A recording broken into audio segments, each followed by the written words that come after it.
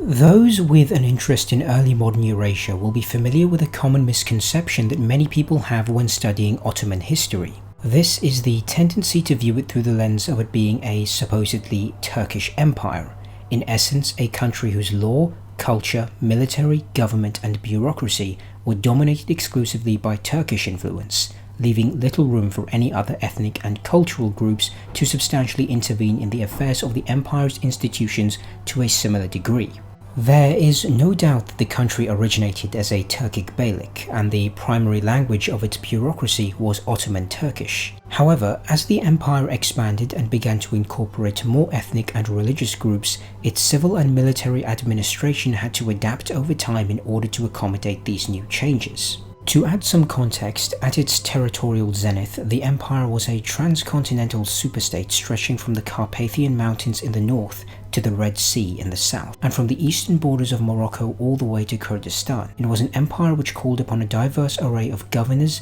military commanders, diplomats, privateers, and sailors from all corners of its domains. At the peak of its power, its admirals consisted of Albanians, Turks, Greeks, and Bulgarians, with major shipbuilding ports stationed in Constantinople, Alexandria, Tunis, Algiers, and Basra, to name a few, with its formidable central standing army of Kapikulu household troops being primarily drawn from its European provinces between the 15th and 19th centuries. One only needs to explore the variety of backgrounds of the Ottoman Grand Viziers themselves as further evidence of it being misleading to describe it in such a simplistic manner. Whilst the Turkish ethnicity is the single largest represented group, which makes sense since Anatolia was a part of the empire for the longest period and most Anatolian Muslims are Turkish, the majority of those who held the imperial seal were not. This kind of ethnically diverse phenomena would not be present with prime ministers of 19th century France, for example,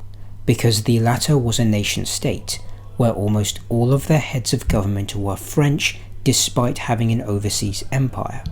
Many Ottoman Grand Viziers, Turkish and non-Turkish, often held on to their ethnic roots throughout their life and went on to use their immense political power to improve the infrastructure of their original nations as part of their legacy. For example, one of the Serbian Grand Viziers, Mehmed Sokolovic, alone poured extensive funds into the groundwork of the Balkans. The Vizier's bridge in Podgorica, the bridge on the Žapa, and the Goats Bridge in Sarajevo, to name a few. The conquered regions in the Balkan Peninsula were considered as much a part of the country as the conquered regions in Anatolia or any other region within the empire. Regarding the Ottoman dynasty itself, whilst the sultans did have Turkish ancestry, the vast majority of their mothers, at least after the reign of Selim I,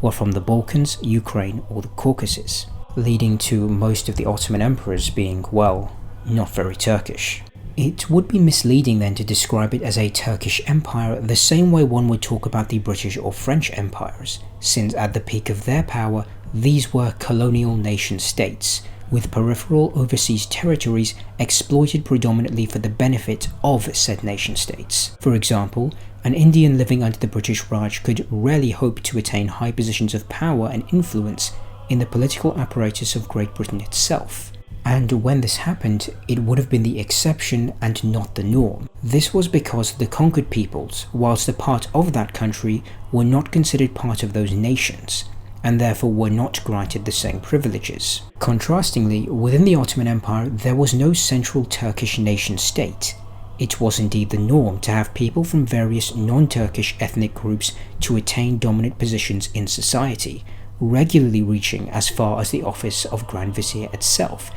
This is not to say that the rights and privileges were uniform across all Ottoman subjects. These often depended on the religion, wealth, connections, and family status of certain individuals. However, for most of the empire's history, they were usually not determined by ethnicity, the way that they often were in Western European colonial empires. This is also not to say that the Ottoman Empire did not have notions of nationalism, or more specifically, Turkish nationalism present within its institutions.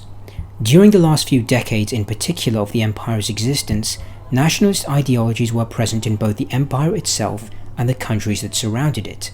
These ideologies were often key reasons behind ethnic cleansing campaigns and atrocities carried out by the Ottoman state and its neighbours. the most notable of which being the Armenian genocide and the ethnic cleansing of Muslims from the newly formed Balkan nation-states, the latter of which I did a separate documentary on. Beyond the fact that it originally began as a Turkic Beylik and the lingua franca of the empire was an Ottoman variant of the Turkish language, there was little else that could be pointed to as a means of distinctively labelling it as having an inherently Turkish identity throughout most of its history, as opposed to one of the other ethnic groups that this polity ruled over. On the other hand, one could not say anything of the sort for the modern Republic of Turkey. Contrastingly, one could quite easily point to what makes it a distinctly Turkish nation-state, and I will in fact be doing a separate video which covers this in the near future. Since it was predominantly governed by a diverse array of administrators called upon from a multi-ethnic population, the question, it now seems, is if the Ottoman Empire was not a Turkish state for most of its history, and beyond its language and origins there was little else to distinctively label it as such, why then is it so common to describe it as a Turkish Empire,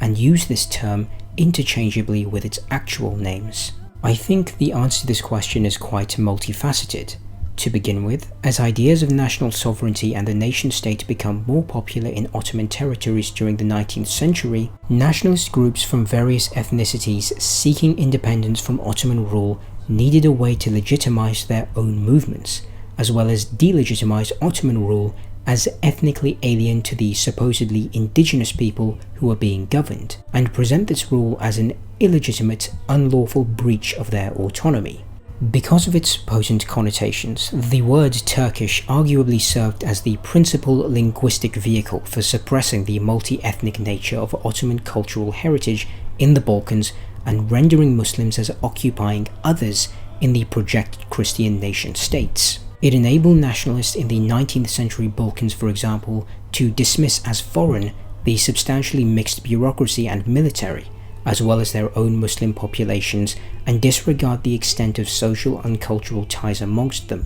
including Muslims from Anatolia. Balkan nationalists longing for a world of religious, cultural, ethnic and political homogenization rather than diversity effectively interfered with and rewrote the diverse history of the empire's institutions in accordance with the polity that they not only imagined for themselves, but then reconstructed for their own religious and linguistic communities. Furthermore, because of the cultural, religious and linguistic ties with Turkish people in the contemporary era, it is not uncommon for Turkish nationalists to seek to use Ottoman history as a vehicle for their own ethnic pride. Therefore, it is common to hear the Ottoman Empire referred to as a Turkish Empire in such circles. Subsequently, because many identify the Ottoman Empire with Turkey today, it makes discourse regarding historical events to become especially difficult. For example, historical discussions surrounding the tragic events like the 1915 Armenian genocide, which I mentioned earlier, become inexorably politically loaded, as many consider the event to have a negative impact on Turkey's international reputation, were it acknowledged, and thus they come to be uncompromisable in their denial of this. This becomes all the more ironic when one realizes that it is this arbitrary conflation of these two distinct polities and subsequent denial of history that has a greater negative impact on this reputation rather than the genocide itself. It is also worth noting the apolitical aspect to this as well, that it has been common for Europeans to refer to the Ottoman Empire and its territories as Turkey throughout most of its history, even before its dissolution, so that terminology has continued into the present, despite historians mostly frowning upon it. However, this force of habit and its unfortunate pervasiveness is a separate issue to the prevalent understanding of the Ottoman state as formerly being, or having been, a Turkish empire for most of its history, the way that one would describe the French, British or Russian empires. On a side note, it is awfully common to hear people from all academic backgrounds casually referring to the modern-day Republic of Turkey as a sort of successor state to the Ottoman Empire due to its religious, linguistic and geographic ties. In reality, however, this is inaccurate. Not only did the Turkish nation-state fight an independence war, with one of its enemy factions being Ottoman loyalists, but as I shall explore in my next video, the institutions upon which the Turkish Republic were built were purposefully designed to prevent anything like the Ottoman Empire's multi-ethnic heritage from re-emerging.